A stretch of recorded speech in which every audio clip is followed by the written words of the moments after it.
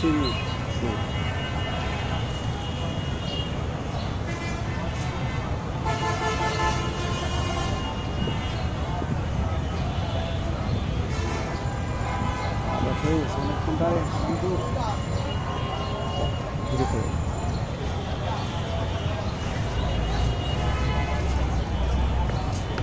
শুধু দর্শক, আমরা আজ এসেছি শহীদ মতিউর রহমান পার্ক, এবং এই শহীদ মতিউর রহমান পার্কে এসে আমরা একজন বিশিষ্ট রাজনীতিবিদ, আমরা বিভিন্ন সময় দীর্ঘ আন্দোলন সংগ্রামে 17টি বছর রাজপথে যাদেরকে দেখেছি, তারা বিভিন্ন সময় রাষ্ট্রের কথা এবং জাতির কথা, জনতার কথা, মানুষের কথা, শান্তির কথা, অধিকারের কথা যারা বলে এসেছেন। ঠিক তেমনই একজন ব্যক্তি জনাব হারুন আর রশিদ সাহেব, তারা আমরা একটি বিশেষ সাক্ষাৎ গ্রহণ করছি। আপনি আপনার নাম পরিচয় দেন। আপনার পয়লা বৈশাখ যেহেতু নতুন বছরে, আপনারা কি চাচ্ছেন, কি প্রত্যাশা, বাংলাদেশ কিভাবে চললে দেশটা ভালো চলবে, এভাবেই যদি আপনি মাননীয় প্রধানমন্ত্রীর প্রতি একটু আকর্ষণ জানাতেন আর কি, তাহলে উনি বুঝতে পারতেন। জি, ধন্যবাদ। প্রথমেই দেশবাসীকে আমি বাংলা নববর্ষ 1433 এর অভিনন্দন শুভেচ্ছা জানাচ্ছি। এবং আমার নাম সৈয়দ হারুনুর রশিদ, আমি 90-এর ছাত্রনেতা। এরশাদ বিরোধী আন্দোলন আমি করেছি, দীর্ঘ 9 বছর আন্দোলন সংগ্রামী ছিলাম। তারপর ছাত্রত্ব শেষ হয়ে গেলেও আমি 96 পর্যন্ত আমি ছাত্র সংগঠনের সভাপতির দায়িত্ব পালন করেছি। আমরা ডাকসুতে 90-এ মুস্তাক স্বপন পরিষদে আমরা নির্বাচন করেছি। 9টি ছাত্র সংগঠনের সমন্বয়ে মুস্তাক স্বপন পরিষদ, যে 90-এ সেই আমান খোকন পরিষদ ডাকসুতে জয়ী হয়। তো আমরা স্বৈরাচারের বিরুদ্ধে আন্দোলন করেছি, আমরা গণতন্ত্রের জন্য। গণতন্ত্র জন্য অনেক ছাত্র নেতারা রক্ত দিয়েছে, গণতন্ত্রের জন্য দেশের মানুষও রক্ত দিয়েছে। শেষ পর্যন্ত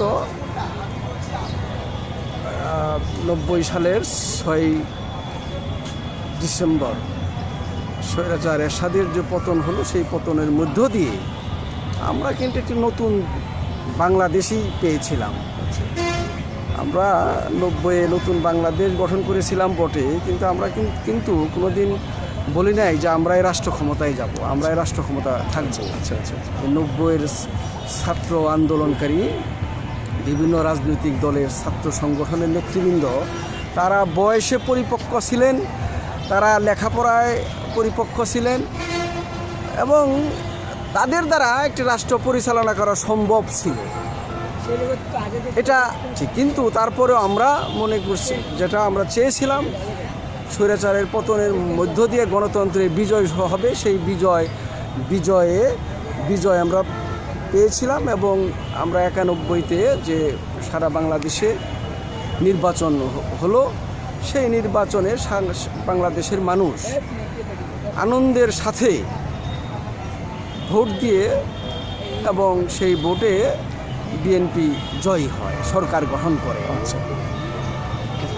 এবং 91-এর যে নির্বাচন, ওই নির্বাচনটাই আমরা মনে করি ওই নির্বাচনটি সঠিক নির্বাচন হয়েছিল বাংলাদেশের ইতিহাসে।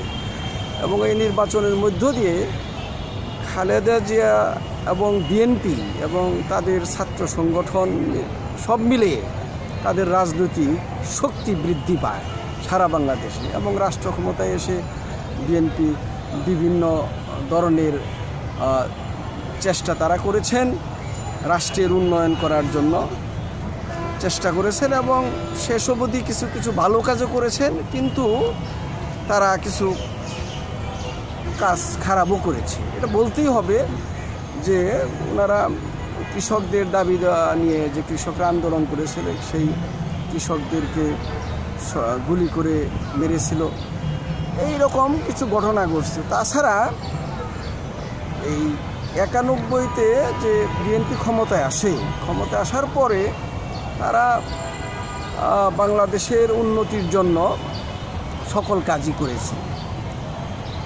এমন কোনো কাজ তারা করেননি যে বাংলাদেশ বিরোধী কোনো কাজ করেছেন। তবে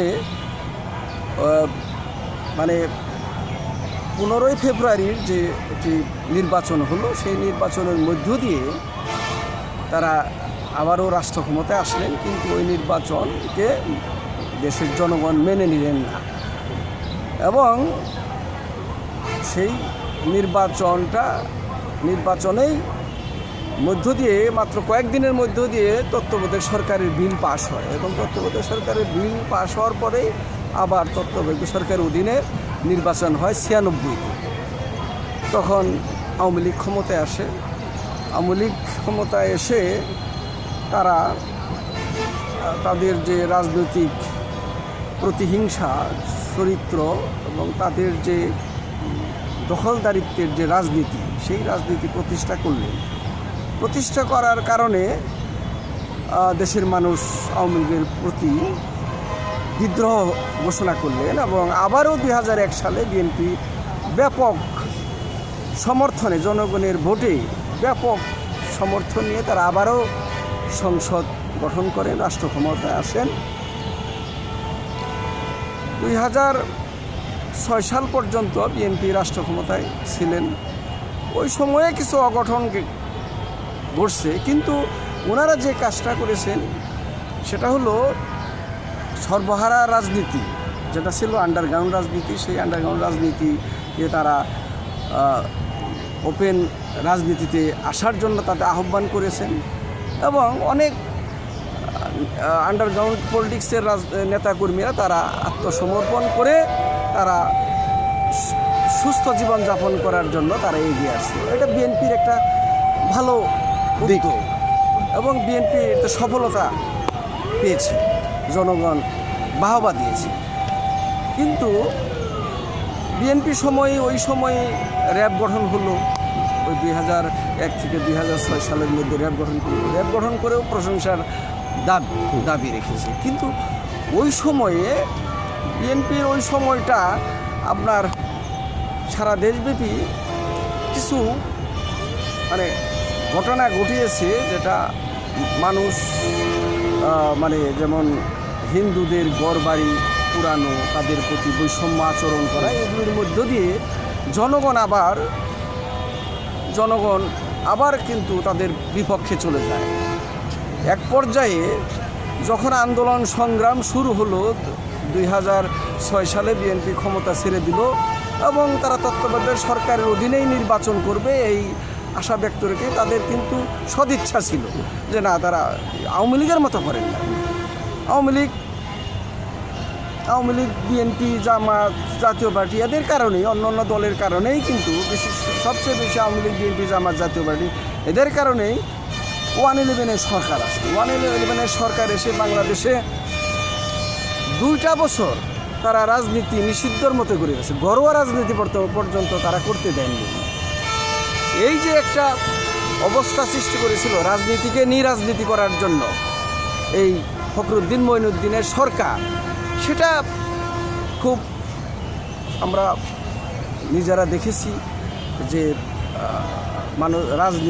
রাজনৈতিক দল, রাজনৈতিক নেতৃত্ব, নতুন রাজনৈতিক দল গঠন, এই বিষয় নিয়ে তাদের একটা ষড়যন্ত্র ছিল। এই 111 সরকার, ফখরুদ্দিন মঈনুদ্দিনের সরকার, তারা প্রথমত বাংলাদেশে যে বিএনপি আওয়ামী লীগের গড়া যে অবৈধ কর্মকাণ্ড, সেগুলোর বিরুদ্ধে, দুর্নীতির বিরুদ্ধে তারা অনেক কাজ করছে এবং বাংলাদেশে অনেক জায়গায় অবৈধ স্থাপনা ভেঙে ফেলে তারা একটা মহৎ উদ্দেশ্যকে সামনে রেখেই তারা কাজ করেছে। কিন্তু তার কিছুদিন পরেই সেই ফখরুদ্দিন সরকারের যারা ছিলেন রাষ্ট্র ক্ষমতায়, তারা সে পুরানো ধাঁচে আবার চলে গেলেন। যে তারাও ওই দুর্নীতি শুরু করলেন, লুটপাট শুরু করলেন, জায়গা দখল করা শুরু করলেন। হ্যাঁ, আর্মি সেনা শাসনের মধ্য দিয়ে মানুষকে অত্যাচার করলেন। অত্যাচারের মধ্য দিয়ে জনগণ ভয়ে আর্মি, সেনাবাহিনী, পুলিশ, বিডিআর তাদের তাদের ভয়ে মানুষজন অনেক সময় তাদের সম্পদ নষ্ট করে ফেলেছে, জনগণের সম্পদ মানে রেখে চলে গেছে। এই যে অবস্থা, এই অবস্থায় যখন পৃথিবীব্যাপী এই ইউনূস সরকার এই 111 সরকারের বিরুদ্ধে যখন আন্দোলন সংগ্রাম শুরু হয়, তখন তারা শেষ পর্যন্ত একেবারে 2টা বছর পরে তারা নির্বাচনের উদ্যোগ নেন এবং নির্বাচনের আগেই তারা আপনার এই রাজনৈতিক দলের প্রতি একটা নিষ্ঠুর আচরণ করে গেছে। রাজনৈতিক দল, রাজনৈতিক নতুন নেতৃত্বর প্রতি নিষ্ঠুর, সেটা হলো রাজনৈতিক দলের নিবন্ধনের নামে তারা রাজনীতিকে, গণতন্ত্রকে গলা টিপে হত্যা করার উদ্দেশ্যেই তারা রাজনৈতিক দলের নিবন্ধন আইন, গণপ্রতিনিধিত্ব আদেশ, 1972 আইনের 90 বি ধারা সংযোজন করে বাংলাদেশে রাজনীতি এবং গণতন্ত্রকে নিয়ন্ত্রণ করছে। এবং এই নিয়ন্ত্রণের মধ্য দিয়ে তারা আবারও এই সরকার, এই 111 সরকার দীর্ঘদিন রাষ্ট্র ক্ষমতায় থাকার একটি তারা ষড়যন্ত্র করেছিল, কিন্তু সেই ষড়যন্ত্র সফল হয়নি। বরঞ্চ ওই সময়ে জনগণ আবার বিকল্প রাস্তা খোঁজার জন্য আবার আওয়ামী লীগকে ক্ষমতায় আনলো। সেই ক্ষমতাটা আনাও এটাও ওই 111 সরকারের একটি কৌশল। আওয়ামী লীগকে ক্ষমতায় আনাও একটি কৌশল ছিল এবং ওই কারণেই আওয়ামী লীগ ক্ষমতায় আসতে পারছিল 2009 সালে। 2009 সালে আওয়ামী লীগ ক্ষমতায় এসে আবার তার যে পুরানো চরিত্র, সেই চরিত্র উন্মোচন করলো এবং রাষ্ট্রের উপর তারা চড়ে বসলো, নিপীড়ন শুরু করলো। মানুষের, জনগণের যে অধিকার প্রতিষ্ঠার যে আন্দোলন, সেই আন্দোলন সংগ্রামকে তারা উপেক্ষা করে, জনগণের মতামতকে উপেক্ষা করে তারা রাষ্ট্র ক্ষমতা পরিচালনা করতে থাকলো। এইভাবে তারা দেশকে পরিচালনা করতে করতে আবার যখন নির্বাচনের সময় হলো 2014-তে তারা একই দাসে আবার নির্বাচন করলো। সেই নির্বাচনটা জনগণের ভোটে নির্বাচন হয়নি এবং দিনের ভোট রাতে করছিল। হ্যাঁ, দিনের ভোট রাতে করেছিল সে 2018 সালে। আচ্ছা। তো 2014 সালে আওয়ামী লীগ যে নির্বাচনটা করেছিল, সেই নির্বাচনটা জনগণের ভোটে নির্বাচন না, সেটা তাদের পরিকল্পিত এবং জনগণ বিচ্ছিন্ন একটি নির্বাচন। আচ্ছা। এই নির্বাচন করে তারা আবার রাষ্ট্র ক্ষমতায় আসলো এবং নির্বাচন করার মধ্য দিয়ে তারা কিছু আইন করলো, যেমন স্থানীয় নির্বাচনে তারা আবার দলীয় প্রতীক ব্যবহার করার আইন পাশ করলো। আমি তখন বলেছিলাম যে আওয়ামী লীগ এই আইন পাশ করে স্থানীয় নির্বাচনে দলীয় প্রতীক ব্যবহারের মাধ্যমে রাজনীতিকে আবার একটা তৃণমূলে বাণিজ্যে পরিণত করলো এবং শেখ হাসিনা বরঞ্চ এই নিজের পায়ে নিজে কুড়াল মারল। আমি তখন এই কথা বলছি, ঠিক করলো না। স্থানীয় নির্বাচনে দলীয় প্রতীক দিয়ে নির্বাচন করা ঠিক হলো না, যেটা 2007-08-এ এই 111 সরকার রাজনীতিকে এবং গণতন্ত্রকে নিয়ন্ত্রণ করার জন্য যে 90 বি ধারা সংযোজন করা হলো এবং স্বতন্ত্র প্রার্থীদের ক্ষেত্রে 1% ভোটারের অগ্রিম স্বাক্ষর, যেটা সংবিধান বিরোধী, গণতন্ত্র বিরোধী, অগণতান্ত্রিক একটি আইন, সেটা পর্যন্ত করলো। এগুলি করার মধ্য দিয়ে বাংলাদেশের রাজনীতি, গণতন্ত্র সব কিছু শেষ হয়ে গেল, ধ্বংস হয়ে গেল। তারপর আন্দোলন, বিএনপি সহ অন্যান্য বাম প্রগতিশীল গণতান্ত্রিক রাজনৈতিক দলগুলি, আমরাও তখন মাঠে ছিলাম। এই আন্দোলন করার মধ্য দিয়েও আমরা কিছু করতে পারিনি। আওয়ামী লীগ বরঞ্চ দেশের মানুষকে কথা বলতে দেয়নি, তাদের অধিকার থেকে বঞ্চিত করছে। রাজনৈতিক দল এবং সমাজের যে সুশীল সমাজ বা এই রাষ্ট্রচিন্তক, তাদের কথাও শুনেননি। আবার এইভাবে করতে করতে আবার 2018 সালে যে নির্বাচনটা করলেন, সেই নির্বাচনটা হলো একেবারেই পরিকল্পিত, দিনের ভোট রাতে করার মধ্য দিয়ে বাংলাদেশের নির্বাচন ব্যবস্থাকে একেবারেই ধ্বংস করে দিল। ফ্যাসিস্ট সরকারের যা ফ্যাসিস্টের চরিত্র তারা ফুটে উঠালো। আচ্ছা। তো এই যে ফ্যাসিস্ট চরিত্রের মধ্য দিয়ে হাসিনা সরকার, হাসিনা ফ্যাসিজমে পরিণত হলো এবং এর তখন থেকেই আন্দোলনটা আরও তীব্রতর হলো।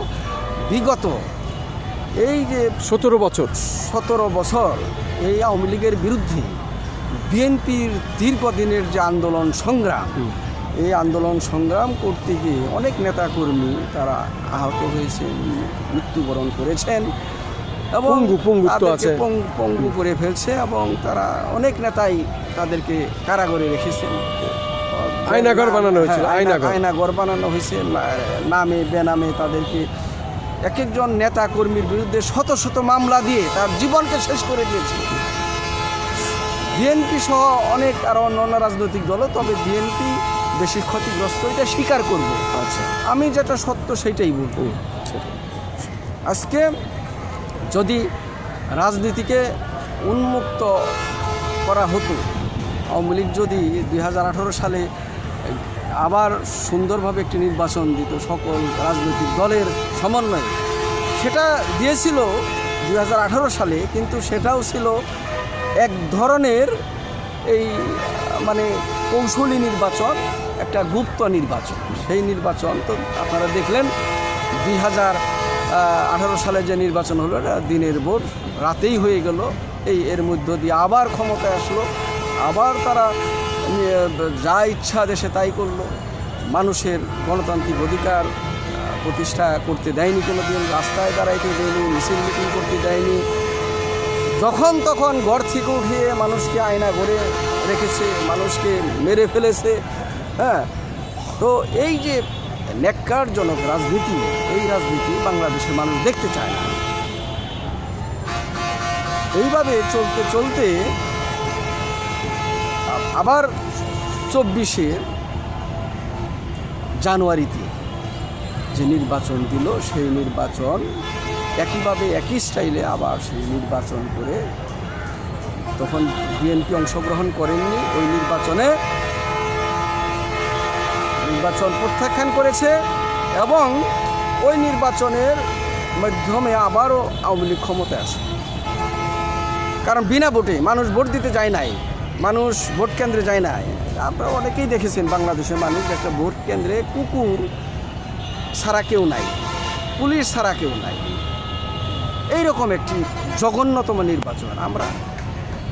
আমরা এই ভোটাধিকার, মানুষের ভোটাধিকারের জন্য আমরা আন্দোলন সংগ্রাম করেছি, রাজনীতি করেছি মানুষের অধিকার ফিরে পাওয়ার জন্য, কিন্তু ভোটাধিকার তো দূরের কথা, আমরা কথাও বলতে পারি নাই। মানুষের যে গণতান্ত্রিক অধিকার, সেই অধিকারও প্রতিষ্ঠা করতে দেয়নি। আপনারা জানেন যে আমি বিশেষ করে সেই ছাত্র জীবন থেকেই সকল গণতান্ত্রিক আন্দোলন সংগ্রামেই আমি ছিলাম এবং এই আমার দল 2006 সালের 13 নভেম্বর আমার নেতা মিরাজ ইসলাম আব্বাসী এই দলটা প্রতিষ্ঠা করেছিলেন। আমি প্রতিষ্ঠাকালীন সাধারণ সম্পাদক ছিলাম। দলের নামটি বলুন। আমার দলের নাম হলো সোনার বাংলা পার্টি। আমি এখন সোনার বাংলা পার্টির বর্তমান সভাপতি দায়িত্ব পালন করছি। আমি আমার নীতি থেকে, আমার আদর্শ থেকে আমি বিচ্যুত হয়নি এখন। আমি বিগত এই হাসিনার আমলে আমি কোনোদিনই আমি ভোট দিতেও পারিনি। আমি কেন, বাংলাদেশে অনেক মানুষই পারে। এই যে যন্ত্রণা, তার যে অধিকার, সংবিধানের 8-এর 1 অনুচ্ছেদে উল্লেখ আছে যে বাংলাদেশের প্রতিটি নাগরিক এ রাষ্ট্রের মালিক। একদিন যদি তার ভোট প্রয়োগ করেও রাষ্ট্রের মালিকানা প্রতিষ্ঠা করতে পারত, তাহলেও সে অন্তত পক্ষে মনের দিক থেকে শান্তিতে থাকতে পারত, কিন্তু সেটা পর্যন্ত হয়নি। তাহলে দাঁড়ালো এই যে অপরাজনীতি, অপসংস্কৃতি দ্বারা বাংলাদেশ যে প্রতিষ্ঠিত হতে লাগলো, এরই মধ্য দিয়ে এই মানে মানুষের মধ্যে একটা ক্ষোভ জন্মাতে লাগলো, বিক্ষোভ সৃষ্টি হলো। এবং আপনারা জানেন যে আমাদের এই ছোটো ছোটো ছেলেমেয়েরা তারা তাদের তাদের অধিকার প্রতিষ্ঠার জন্য পর্যন্ত তারা রাস্তায় নামত। হাসিনা হেলমেট বাহিনী দিয়ে, তার গুন্ডা বাহিনী, ছাত্রলীগ দিয়ে এই ছেলে মেয়েদের উপরে অত্যাচার, নির্যাতন, নিপীড়ন করেছে, তা মেরেও ফেলেছে। এই অত্যাচার নির্যাতনটা মানুষের মধ্যে, সাধারণ মানুষের মধ্যে ক্ষোভের সৃষ্টি হতে লাগলো। এই ক্ষোভটাই হাসিনার পতনের মূল কারণ। এবং এই যে এনসিপি নামে যে রাজনৈতিক দলটা গঠন করেছে, এরা তো মূলত হাসিনার যে অপরাজনীতি, তার একক সিদ্ধান্ত, আমেরিকা যেমন একক আধিপত্য বিস্তার করে চলছে পৃথিবীতে, হাসিনাও বাংলাদেশে একক আধিপত্য সৃষ্টি করে দেশ পরিচালনা করছে। কিন্তু এখন কিন্তু আমেরিকার একক আধিপত্যের দিন শেষ হয়ে গেছে। এইভাবে কেউ কিন্তু দীর্ঘস্থায়ী ক্ষমতায় থাকতে পারে নাই। তো হাসিনারও এইভাবে হলো যে ন্যাক্কারজনক পতন হলো। একটি কোটা বিরোধী আন্দোলনকে কেন্দ্র করে সেটা দানা বাঁধে। এক পর্যায়ে তারপরে বৈষম্য বিরোধী আন্দোলন শুরু হলো।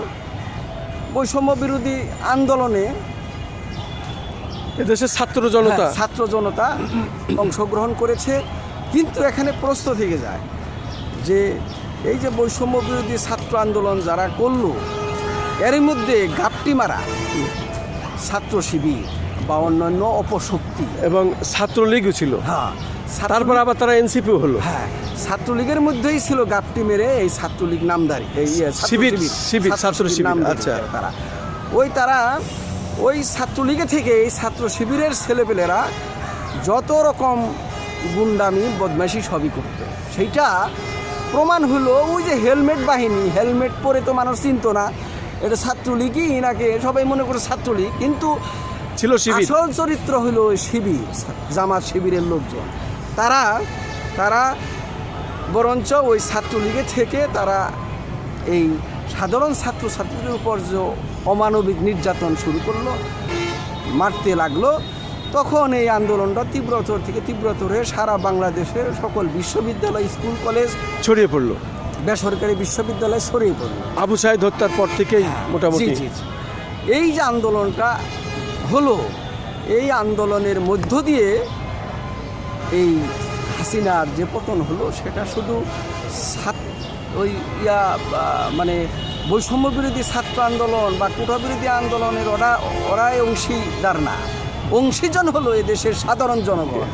একটি গৃহবধূও সে ঝাড়ু নিয়ে রাস্তায় নেমেছে, তার কুলের শিশুটি তাকে কুলে নিয়ে রাস্তায় নেমেছে যে না, এইভাবে আর চলতে দেওয়া যায় না, আমার সন্তানকে লাঠিপিটা করছে, মারছে, এটাকে এই যে অপমান অপদস্থ করা হচ্ছে, এর বিরুদ্ধে সকল মানুষ, একজন রিক্সা চালকও এই হাসিনার বিরুদ্ধে নেমে গেছে, একজন গার্মেন্টস শ্রমিক, দোকানদার, তার দোকান ফেলে, রিক্সা ফেলে সে রাস্তায় নামলো। যখন সারা বাংলাদেশে লক্ষ লক্ষ লোকের যখন এই হাসিনা বিরোধী, আওয়ামী লীগ বিরোধী, ফ্যাসিস্টের বিরুদ্ধে যখন আন্দোলন সংগ্রাম তীব্রতর হলো, সেই তীব্রতর হওয়ার কারণে হাসিনার যে পতন হলো, এই পতন ইতিহাসে লেখা থাকবে।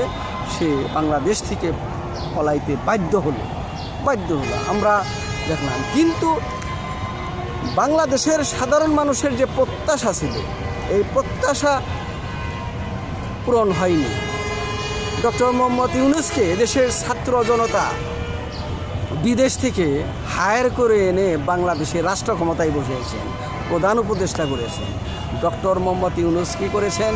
ডক্টর মোহাম্মদ ইউনূস তার নিজের মতো করে তার গ্রামীণ ব্যাংক সহ তার যে স্থানীয় যে তার রাজনীতি বা তার যে পরিচিত আত্মীয় স্বজন, তাদেরকে এনে এই অন্তর্বর্তীকালীন সরকার গঠন করেছে।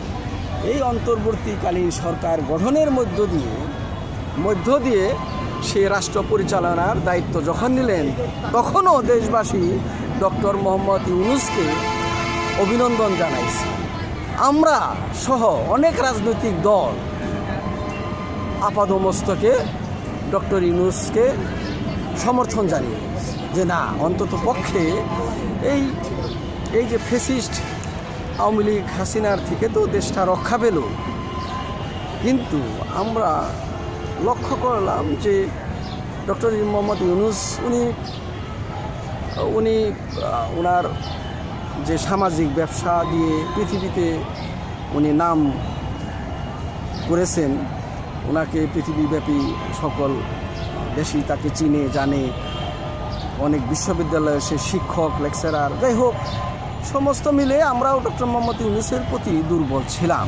না, এখন তো পক্ষে পৃথিবীব্যাপী যে লোকটার পরিচিতি আছে, যে লোকটিকে ভালোবাসে জনগণ পৃথিবীব্যাপী, সেই লোকটা মনে হয় আমাদেরকে অন্ততপক্ষে গণতন্ত্রটা ফিরে দিতে পারবে, আমাদেরকে দেশের উন্নতি করতে পারবে, দেশটাকে একটি ভালো জায়গায় নিতে পারবে।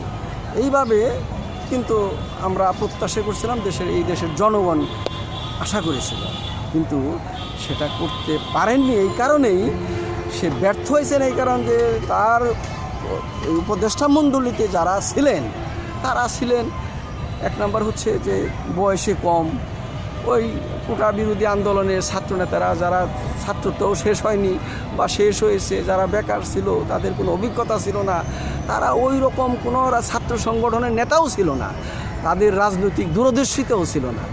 এই সমস্ত ছেলেপেলেদের যে এনে যখন রাষ্ট্র এই কাঠামোয় বসালেন এবং ওই উপদেষ্টা বডিতে আনলেন এবং কিছু এই অনভিজ্ঞ লোককে রাষ্ট্র ক্ষমতার গুরুত্বপূর্ণ পদে অধিষ্ঠিত করলেন, যেমন স্বাস্থ্য উপদেষ্টা থেকে শুরু করে বিভিন্ন উপদেষ্টা, এনজিও, এই সিভিল সোসাইটির লোকজন দিয়ে দেশ পরিচালনা করা শুরু করলেন। আমি একটা বলতে চাই, এনজিও, সিভিল সোসাইটিরা বাংলাদেশের রাজনীতিকে নিরাজনীতি করার জন্য 80-র দশক থেকে তারা চেষ্টা করে আসছিলেন। সেইটা সফল হলেন 2024-এ। বাংলাদেশকে বাংলা ভাষার রাষ্ট্র হিসেবে গড়ে তুলতে হলে দেশপ্রেমিক লোক লাগবে, সত্য ন্যায়ের পথে যারা রাজনীতি করেন, দেশ নিয়ে ভাবেন, সেটা যেই হোক না কেন, রাজনীতির প্রতি হতে সমাজ সেবক হতে পারেন, তারাই দেশটা একটা ভালো অবস্থানে নিতে পারবেন, একটি সমৃদ্ধশালী, একটি উন্নত রাষ্ট্রে পরিণত করা তারাই পারবেন। কিন্তু এনজিও, সিভিল সোসাইটিরা তো বাংলাদেশকে কোনো দিনই এই ভালো চাননি, বাংলাদেশকে একটা ভিক্ষুকের রাষ্ট্রে পরিণত করার জন্য তাদের চেষ্টাটা। এবং আপনারা দেখছেন এনজিওরা যে এই ডোনেশন, অনুদান বিদেশ থেকে আনেন, সেই ডোনেশনের প্রায় 80% নিজেরা মারিং কাটিং করে বিলাসবহুল জীবনযাপন করেন, আর 20% তারা ক্ষুদ্র ঋণের মাধ্যমে তারা ব্যবসা শুরু করে। সেই ব্যবসাটা এমন পর্যায়ে 40 থেকে 50% সুদ হয়ে যায়। এই যে তাদের সুদে, তাদের সহযোগিতায় বাংলাদেশের মানুষের কোনো উপকার হয়নি, গরিব থেকে আরও গরিব হয়েছেন। ডক্টর মোহাম্মদ ইউনূস গ্রামীণ ব্যাংক করে সে মানুষকে উপকার করতে পারছেন কতজন মানুষকে? আমার মনে হয় না যে সে কোনো মানুষের সেরকম উন্নতি হয়েছে। এখন অনেক উপদেষ্টারই তো দুর্নীতি ধরা পড়ছে। জি, ডক্টর মোহাম্মদ ইউনূসের এই গ্রামীণ ব্যাংক থেকে লোন দিয়ে অনেক মানুষ ফকির হয়েছে। এবং আপনারা জানেন, দেশবাসী দেখেছে যে এই গ্রামীণ ব্যাংক থেকে যখন এই লোন নিছে, গরিব মানুষ খেতে পায় না, তা ওই টাকাটা খেয়েছে, কিছু ব্যবসা বাণিজ্য করছে, যা লাভ হয়েছে সে ইন্টারেস্ট দিবেন ওই 50-60%, না তো নিজে খাই বাঁচবেন। যখন সে ওই যে ইনস্টলমেন্ট বা ওই কিস্তি দিতে পারেননি, কোনো লোক যদি কিস্তি না দিয়ে মারা গেছেন, তার ওই কবর থেকে পর্যন্ত লাশ উত্তোলন করছেন। হ্যাঁ, এই রকম একজন অমানবিক লোক বাংলাদেশের জন্য কতটা উপকৃত এবং বাংলাদেশের জন্য কতটা শুভ লক্ষণ, এটা দেশবাসী লক্ষ্য করছে। তারপরেও কিন্তু এই হাসিনা আওয়ামী লীগের যে ফ্যাসিস্ট রাজনীতি বেঁচে থাকার জন্য, বাঁচার জন্য একটা অবলম্বন, একটা পিঁপড়া বেঁচে থাকার জন্য সে এটা ওই খড়ের উপরে ওঠে বা খড় ধরে, হ্যাঁ, পানিতে, এরকম। বাংলাদেশের মানুষ তারাও এরকম একটি আশা ভরসার জায়গা থেকে তারা কাজ করেছে। কিন্তু ডক্টর মোহাম্মদ ইউনূসের আমলে আমরা যেটা পেলাম সেটা হলো যে উনি নিজে নিজে তার যে 666 কোটি টাকা, এটা করের টাকা, করের টাকা, বাংলাদেশ রাষ্ট্রের টাকা, সেই রাষ্ট্রের টাকাটা সে মওকুফ করলেন। এসেই উনি কীরকম বেহায়া, হাসিনা কিছু কিছু ক্ষেত্রে তার যে বিরোধিতা করছে যুক্তিও আছে। গ্রামীণ ব্যাংকের যখন এমডি ছিলেন, এমডিত্বগিরির চাকরির বয়স সে তার চলে যায়, তারপরও সে এমডিগিরি করবেন জোর করে। তো এই যে তার যে বেহায়াপনা, এই বেহায়াপনার মধ্য দিয়ে বাংলাদেশের মানুষ এই ডক্টর মোহাম্মদ ইউনূসের থেকে এই মানে বিমুখ হতে থাকতো। বিমুখ হলো এই কারণে যে সে প্রথমেই যদি জনগণকে বলতো, দেশবাসীকে বলতো যে আমি আমার করের টাকা আমি পরিশোধ করব, যদি এটি সত্যি হয়ে থাকে। আর যদি এটা হাসিনা যে আমাকে বিপদে ফেলানোর জন্য বা আইনগত বাবাকে হ্যারাসমেন্ট করার জন্য যে আমাকে এই এই করের টাকা দিয়ে আমাকে আমার উপরে মামলা দিয়েছে, এইটা যদি মিথ্যা হয়, তাহলে মিথ্যা প্রমাণিত হলে তাহলে আমি দেশবাসীর কাছে বলবো যে এটা আমাকে ক্ষমা করে দিন। কিন্তু তা না করে সে একে একে গ্রামীণ ব্যাংক আইন পাশ করল। সে গ্রামীণ ব্যাংক বিশ্ববিদ্যালয়ে করলেন, গ্রামীণ ব্যাংক কী বলে যে ম্যান পাওয়ার ব্যবসা করলেন, আদম ব্যবসা। এত কিছু তার কী ছিল, দরকার ছিল? সে তো অনেক সম্মানী লোক, অনেক টাকার মালিক, সে দ্বৈত নাগরিক, দেশে বিদেশে তার তো অনেক সম্পদ আছে। তাহলে এইগুলি করার কি দেখছে? যদি তার বিলাসবহুল বাড়ি আছে, জি জি, দেশবাসী জানে, পৃথিবী জানে। এই যে এইগুলি করার মধ্য দিয়ে জনগণ দেখলো যে না, এই তো হাসিনার চেয়েও খারাপ। হ্যাঁ, এই যে একটা তার প্রতি যে বিদ্রোহ শুরু হলো, এই বিদ্রোহের মধ্য দিয়ে সে বাধ্য হলো নির্বাচন দিতে। এবং দেখেন এই যে ছাত্ররা মানে টিউশনি করে জীবনযাপন বা পড়াশোনার খরচ করতো, তারা লক্ষ লক্ষ কোটি টাকার মালিক হয়ে গেল। দেশবাসী অবাক দৃষ্টিতে তাকালো, বেশ অবাক হয়ে গেল যে কীভাবে সম্ভব। এটা ডক্টর মোহাম্মদ ইউনূসের কারণেই হয়েছে। ডক্টর মোহাম্মদ ইউনূসের সহযোগিতায় তারা দল গঠন করলো, এনসিপি দল গঠন করলো। এবং এনসিপি দল গঠন করে ডক্টর মোহাম্মদ ইউনূস তাদেরকে রাষ্ট্র ক্ষমতা আসার জন্য সে বিভিন্ন জায়গায় বক্তব্য দিয়েছে। এই দলই আগামী দিনে রাষ্ট্র ক্ষমতা। মানুষ, দেশের জনগণ যদি ওই ডক্টর মোহাম্মদ ইউনূসের পক্ষে থাকতো অথবা এই ছাত্রদের পক্ষে থাকতো, তারা যদি এই লুটপাট দুর্নীতি না করত, তাহলে কিন্তু এই যে এনসিপি করা ছেলেপেলেরাই কিন্তু রাষ্ট্র ক্ষমতার একটা ভালো পার্ট হইত। তা না করে তারা লুটপাট দুর্নীতি করে শত শত কোটি টাকা বিদেশে পাচার করেছে, জনগণের যে আকাঙ্ক্ষাকে কবর দিয়েছে। আমরা চাই, আমরা এমন একটি দেশ চাই না যেখানে মানুষের অধিকার থাকবে না, লুটপাট দুর্নীতি হবে, অর্থ পাচার হবে, হ্যাঁ, বৈষম্য আরও দিন দিন বাড়তে থাকবে। এটা কোনোদিন বর্তমান বিএনপি সরকার একক সংখ্যাগরিষ্ঠ এবং মাননীয় প্রধানমন্ত্রী জনাব তারেক রহমান ওনার মা এবং ওনার আব্বার আদর্শের ভিত্তিতে উনি চলছেন। কৃষক কার্ড করছেন, ফ্যামিলি কার্ড করছেন, আরও কিছু করবেন। ওনার কোন পজিশনে চললে পারে আপনি মনে করেন যে দেশ ভালো চলবে, রাষ্ট্র ভালো চলবে? এবং আপনি কি মনে করেন যে উনি যদি কয় টার্ম ক্ষমতায় থাকতে পারেন তাহলে কি বাংলাদেশের চেহারাটা পরিবর্তন হবে কি না, বাংলাদেশের এই ভাবমূর্তি বাড়বে কি না, এই বিষয়ে যদি আপনার কোনো মত থাকে একটা সরাসরি বলতে পারেন। জি জি জি, আমার অবশ্যই। আমি তো প্রথমেই বলছি যে যা সত্য তাই বলব। এই তারেক রহমান বিদেশে বসে, তারেক রহমানকে এই 111-এর সরকার যেভাবে অত্যাচার নির্যাতন করেছিল, দেশ থেকে পালাইতে বাধ্য করছে, এই তারেক রহমান 17-18 বছর বিদেশে থেকে সে তার শরীরকে ঠিক করেছেন, চিকিৎসা নিয়ে সে তার জীবনকে গড়েছেন এবং বিদেশ থেকে বিএনপির রাজনীতিকে পরিচালনা করেছে। এটা একটা অনন্য দৃষ্টান্ত। আমরাও দেখেছি যে তারেক রহমান যে 2001 থেকে 2006 সাল পর্যন্ত বিএনপি সরকারের সময় যে তারেক রহমান ছিল, সেই তারেক রহমান আর এক বর্তমান তারেক রহমান অনেক ডিফারেন্স। তার রাজনৈতিক দূরদর্শিতা এবং তার রাষ্ট্র পরিচালনার যে তার এই অভিজ্ঞতা, এটা আমরাও অন্য রাজনৈতিক দল করিনি, তারপরেও তাকে আমরা সমর্থন জানাইছি যে না, তারেক রহমানের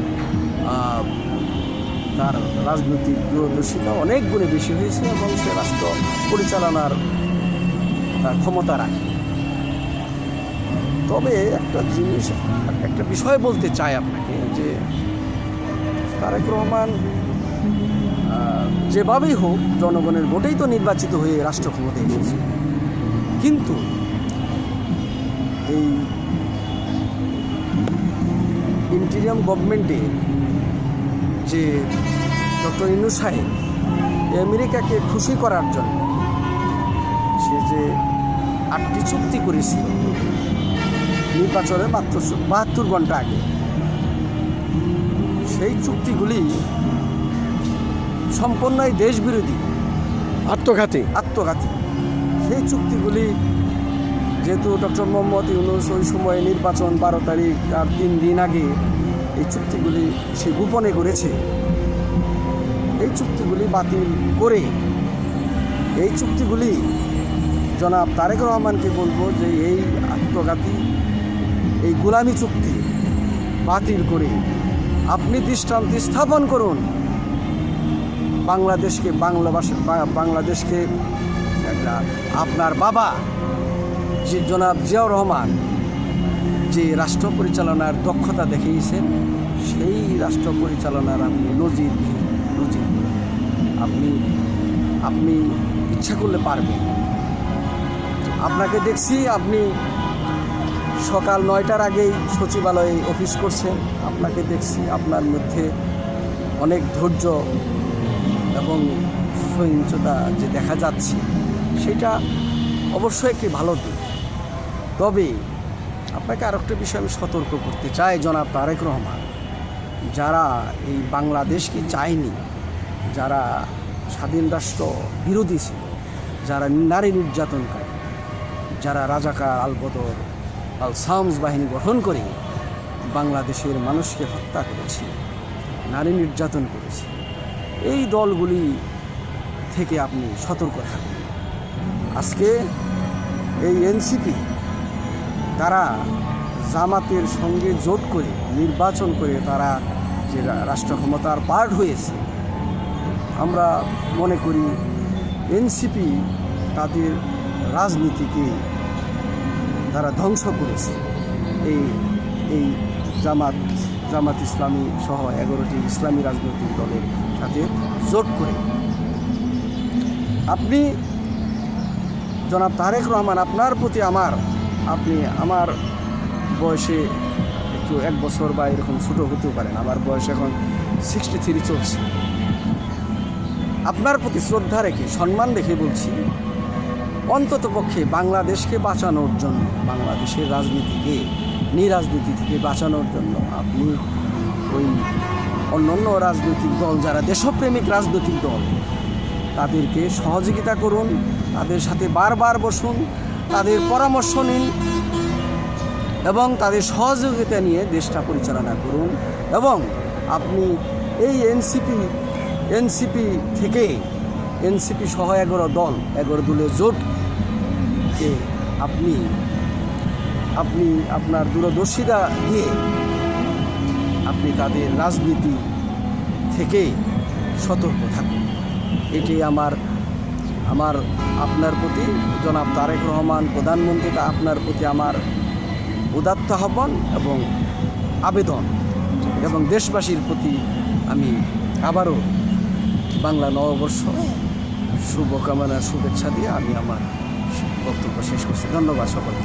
আপনাকে অনেক ধন্যবাদ। শুধু দর্শক, আমরা একজন সাবেক ছাত্র নেতা, যিনি আমার থেকে বয়সে 3 বছরের কম হবে। আমি সেই ছাত্রনেতার সংক্ষিপ্ত সাক্ষাৎ আমি নিলাম।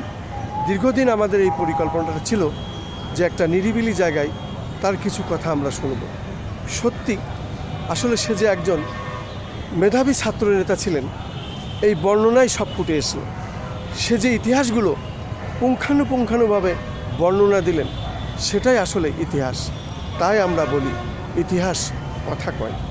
আসলে প্রত্যেক মানুষই যারা এদেশে, যারা বাংলাদেশি জাতীয়তাবাদী বিশ্বাসী এবং বাংলাদেশের রাজনীতিতে বিশ্বাসী এবং দলবল নির্বিশেষে যারা এদেশকে ভালোবাসেন তাদের কথা ঠিক এই রকমই এবং একই ধরনের কথা আমরা বিভিন্ন রাজনৈতিক দলের মতাদর্শ বিভিন্ন রকম, কিন্তু রাজনীতির ক্ষেত্রে তারা, দেশের ক্ষেত্রে তারা এবং রাষ্ট্রকে বিনির্মাণের ক্ষেত্রে তারা এক, সেটি আজকে প্রতিমান হলো এবং সেটি আমি প্রমাণ পেলাম দীর্ঘ এই আলোচনার মাধ্যমে।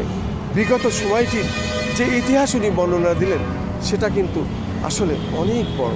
উনি কিন্তু 1971 সালের কথা বলেননি, তার আগের থেকে, তার পরের থেকে অনেক কিছু বাদ দিয়ে যেটা তার জীবনে ঘটেছে, উনি যেটা দেখেছেন সেটাই উনি বললেন, সেটাই ইতিহাস। কারণ বিগত আন্দোলন সংগ্রামে আমরা এই 17 বছর রাজপথে ছিলাম এবং স্বৈরাচার এরশাদ বিরোধী আন্দোলনেও আমরা রাজপথে ছিলাম। ঠিক আমিও একজন এই আন্দোলনকারীদের সাথে আহত হয়েছিলাম এবং মুগদা মেডিকেল কলেজ হাসপাতালে আমি আইসিইউতে প্রায় 1 মাস ছিলাম এবং মৃত্যুর সাথে পাঞ্জা লড়ছিলাম। ডাক্তার বলেছিল আমি বাঁচব না, কিন্তু আমি বেঁচে এসেছি। আসলে আন্দোলন সংগ্রাম মানুষ কিসের জন্য করে? রাষ্ট্রের মানুষদের বিপদ থেকে মুক্ত করার জন্য। সেই বিপদেই যদি আমরা আবার বারবার রাষ্ট্রকে ফেলি তাহলে সেই মানুষগুলো কোথায় যাবে? সেটারই একটি বিশদ বর্ণনা আমি শুনলাম এবং সময় দিলাম, যেহেতু আমাদেরও এই সময়টা হয় না। এই নতুন বছরে মানুষের ভিতরে প্রত্যেকেরই একই ধরনের কথাবার্তা, যে পূর্বের গ্লানি মুছে যাক, নতুন করে আবার আমরা চিন্তা ভাবনা করি, এই বাংলাদেশ আবার আমরা গড়ে তুলি। আমি খন্দকার মাসুদুজ্জামান ধারাবাহিকভাবে আমি এটা প্রচার করে যাচ্ছি। তার ধারাবাহিকতায় আজকে দীর্ঘ সময় আমি নিলাম এখানে, আজকে এই শহীদ মতিউর রহমান পার্কের মধ্যে রাজধানী ঢাকা থেকে আমি এটা প্রচার করছি এবং দেশবাসীকে জানান দিচ্ছি। পাশাপাশি মাননীয় প্রধানমন্ত্রী আপনি এটা দেখবেন, বিবেচনা করবেন এবং আপনার দীর্ঘ যে রাজনীতির অভিজ্ঞতা, আপনার মা ছিলেন সাবেক 3 বারের নির্বাচিত প্রধানমন্ত্রী, আপনার আব্বা এদেশের স্বাধীনতার ঘোষক এবং শহীদ রাষ্ট্রপতি জিয়াউর রহমান এবং বেগম খালেদা জিয়ার আপনি সুযোগ্য সন্তান। আপনার রাষ্ট্র পরিচালনার যে দক্ষতা আমরা দেখছি, এই রাষ্ট্রের চেহারা অবশ্যই পাল্টে যাবে, রাষ্ট্রের পরিবর্তন অবশ্যই আপনি ঘটিয়ে দেখিয়ে দেবেন, সেই প্রত্যাশাই আমরা করি। আমি খন্দকার মাসুদুজ্জামান আজ এখানেই শেষ করছি। আসসালামু আলাইকুম।